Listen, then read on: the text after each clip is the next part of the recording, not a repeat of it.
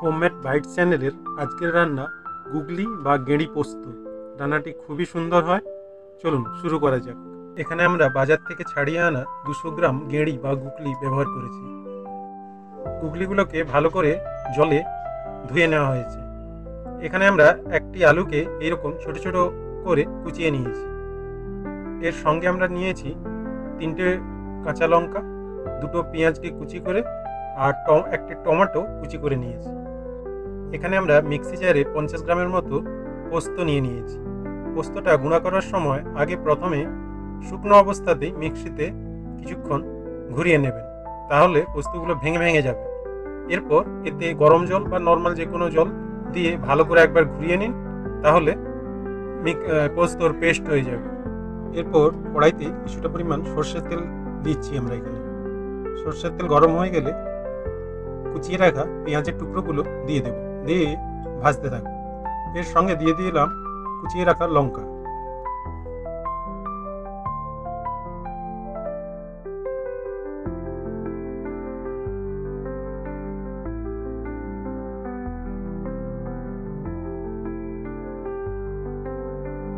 লঙ্কার পেঁয়াজ কিছুটা ভাজা হয়ে গেছে। এরপর এখানে যোগ করব কুচিয়ে রাখা টমেটো এবং উপর থেকে ছড়িয়ে দিলাম কিছুটা পরিমাণে নুন।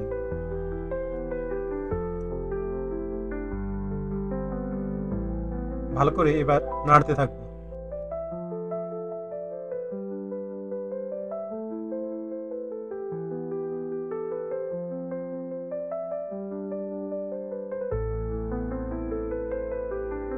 দেখুন মোটামুটি ভাজা হয়ে গেছে। এর উপর দিয়ে দেবো হলুদ গুঁড়ো। হলুদ গুঁড়ো দেওয়ার পর ভালো করে মিশিয়ে নেব।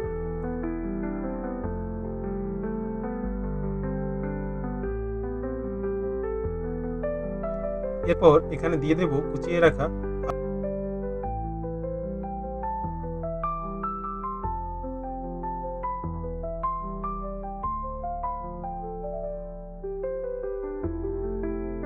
আলুগুলো ভালো করে এর সঙ্গে মিশিয়ে নিয়েছি। এরপরে দিয়ে দেব ছাড়িয়ে ভালো করে ধুয়ে রাখা গুগলি বা গেঁড়ি, দিয়ে ভালো করে এর সঙ্গে মেশাতে থাকবো।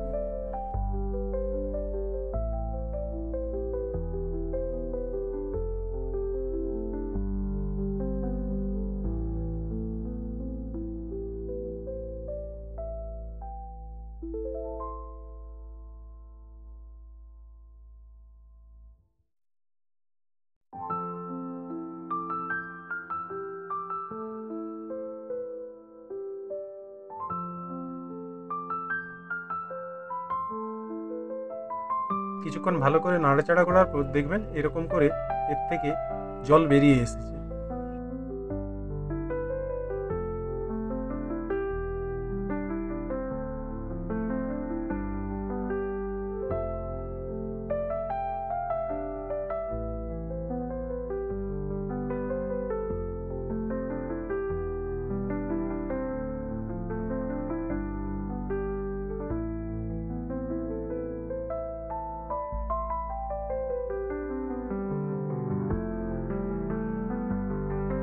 সময় আমরা দিয়ে দেব বেটে রাখা পোস্ত ভালো করে এদের সঙ্গে মিশিয়ে দেব।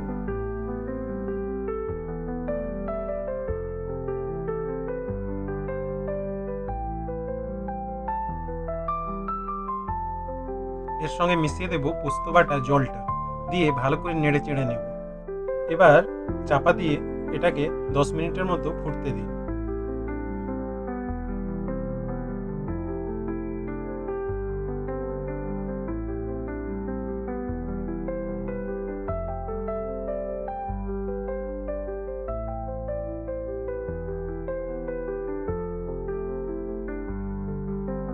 দশ মিনিট হয়ে গেছে, খুলে দেখুন এর কালারটাও এরকম চেঞ্জ হয়ে যাবে। আর এখানে উপর থেকে ছড়িয়ে দেব কিছুটা কাঁচা সর্ষের তেল। হয়ে গেছে আমাদের গেঁড়ি বা গুগলি পোস্ত। এটা শুকনো ভাতের সঙ্গে খাবেন, খেতে খুবই ভালো লাগে।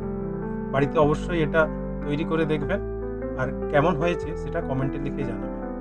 আজকের মতো তাহলে এটাই থাক, দেখা হচ্ছে আগামী পর্বে।